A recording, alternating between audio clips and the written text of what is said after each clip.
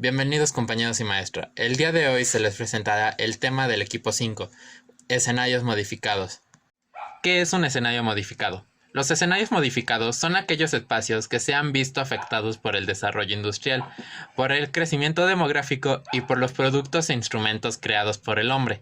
Las estrategias de sustentabilidad son fundamentales para el buen uso del espacio modificado. Existen dos tipos de escenarios modificados. El escenario rural, los cuales son paisajes rurales que se caracterizan por haber sido explotados por los individuos para extraer los minerales de los yacimientos. Se trata de un territorio que es utilizado como medio de producción, razón por la cual ha sido transformada en una gran medida. De estos escenarios también se obtienen los recursos necesarios para la construcción de obras, de infraestructuras y de elaboración de los productos. El segundo escenario es el escenario urbano. Los espacios urbanos o industrializados se identifican por ser los que han experimentado mayores modificaciones llevadas a cabo por los individuos, pues es el sector en el que se desarrollan continuas renovaciones estructurales. A diferencia de los paisajes rurales, estos medios dependen menos de las condiciones naturales debido a los mecanismos implementados para mantener la calidad de vida. Valderrama Ramírez Luis Gerardo presenta ante ustedes el tema 5.3 Inseguridad alimenticia, social, política, jurídica y económica. Empecemos por la inseguridad alimenticia. ¿Qué es la inseguridad alimentaria? Es una situación en la que las personas carecen de acceso seguro a una cantidad de alimentos suficientes para su desarrollo y para poder llevar una vida activa y sana.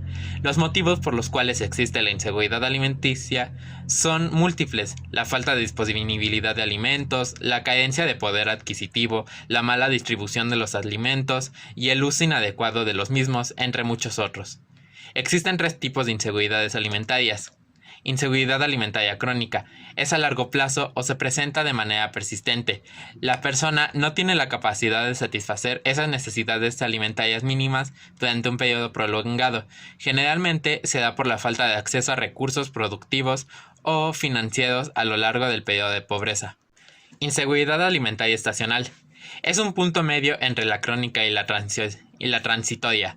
Es similar a la crónica debido a que se puede predecir y sigue una serie de eventos conocidos. Sin embargo, tiene una duración limitada y ocurre cuando se desarrolla un patrón o en la falta de disponibilidad y acceso de los alimentos. Se puede desarrollar con el cambio climático, por los patrones de las cosechas, la demanda laboral o las enfermedades.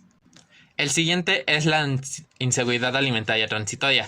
Es a corto plazo y es temporal. Se da por una caída repentina en la capacidad de producir y acceder a una cantidad de alimentos suficiente para mantener un buen estado nutricional. Generalmente se da por cambios en la disponibilidad y acceso de los alimentos, para variaciones en los productos, los precios y los ingresos. El segundo tema es la inseguridad social. ¿Qué es la inseguridad social? Entre los grandes desconciertos que circulan en la sociedad y que resultan inquietantes para las relaciones del mundo de la vida, la sensación de inseguridad social está adquiriendo una relevancia muy particular. La inseguridad social es un hecho que está latente en las sociedades en mayor o menor grado y existen por diversas causas, originadas entre las principales: la exagerada internalización de ansia de dinero, poder y dominación, que traen como consecuencia la violentación de las normas con tal de conseguir dichos objetivos, o la falta de previsión frente a determinados hechos. Potenciados por la crisis mundial, aunque esta ya existía desde antes, es cada vez mayor el porcentaje de aquellos a quienes el desarrollo general les genera miedo, quienes juzgan como precaria su propia situación económica, pero también la situación económica general, y añoran la seguridad desde la época en la que la situación del mercado laboral es estable. El quinto y último tema es la inseguridad económica. ¿Cómo se produce? La inseguridad económica se produce cuando las personas, las comunidades y los países se ven expuestos a circunstancias adversas y no logran resistir y recuperarse de las pérdidas sufridas. Cuando se señalan los crecientes riesgos y la gravedad de las amenazas económicas, se suele responder que son consecuencias de fuerza autónoma e irresistibles que escapan de nuestro control colectivo. El Estudio Económico y Social Mundial en el 2018 ofrece una perspectiva distinta. Se necesita un contrato social firme que ofrezca espacios suficientes para que las personas, los hogares y las comunidades puedan desarrollar sus actividades cotidianas con un grado razonable de previsibilidad y estabilidad, y teniendo debidamente en cuenta los objetivos e intereses de los demás. El tercer tema es la inseguridad política. ¿Pero qué es la inseguridad política? La inseguridad política surge cuando la convivencia colectiva se ve afectada por cambios en los sistemas de gobierno o por decretos del Estado que alteran un orden más o menos establecido. Cuando el partido gobernante comienza a tomar decisiones que favorecen solo a algunos sectores, se crea una sensación de desconfianza sobre la conducción de los destinos de la nación. Los agentes que inician la inseguridad son por lo general los partidos políticos, que generalmente son los primeros en crear climas de inestabilidad cuando comienzan sus luchas de poder. El interés de estos grupos siempre radica en mantener el control. En muchos casos comienzan un sabotaje constante en el que se manipula a la población para crear climas de tensión y presión hacia los gobiernos, obligando a que estos cedan o distribuyan el poder.